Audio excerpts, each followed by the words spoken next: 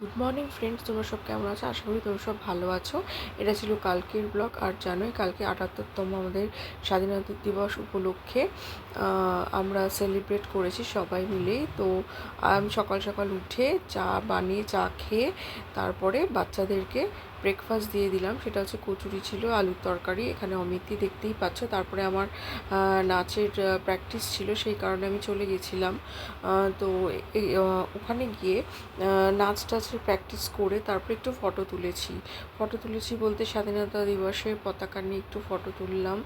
আর সব জায়গায় তো ফ্ল্যাগ হোয়েস্টিং হয়েছে, আর আমাদের পাড়াতেও হয়েছিল, সব জায়গাতেই হয়েছে, আমাদের অফিসেও হয়েছিল। আর মালবিকাও গেছিলো, মালবিকা আমার সাথেও একটু ফটো তুলে নিল। আর দেরি হবে বলে কর্তামশাই এখানে এসে দেখি মাটন কষা রান্না করেছে। আর দেরি হবে বলেই ও বলল যে কালকের মাটন কষাটা মানে খাবারটা ওই বানাবে, ভাত মাটন কষা। আর আগের দিনে পোলাও ছিল। তো আমার এক মেয়ে বলল ভাত খাবে, আর একজন বললো পোলাও খাবে। সেই হিসেবেই আমি দেখো লাঞ্চের থালাটা সুন্দর করে গুছিয়ে নিয়েছি, এবার দিয়ে দেবো। এই দিয়েই আমরা কালকে দুপুরের লাঞ্চটা সেরেছি।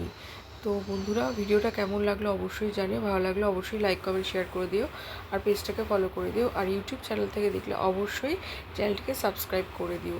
তো এটা ছিল আমাদের কালকের লাঞ্চের মেনু। তোমাদের কাদের কি হয়েছে অবশ্যই জানিও, আর আমার ভিডিওগুলো ভালো লাগলে অবশ্যই কমেন্টসে জানিও। আমি সুদীপ্তা তোমাদের সাথে নতুন ভিডিও নিয়ে চলে এসেছি। আর সুদীপ ব্লগসটা অবশ্যই ফলো করো, তাহলে নতুন নতুন রেসিপি দেখতে পাবে। চলো আজকের মতো টাটা, বাই।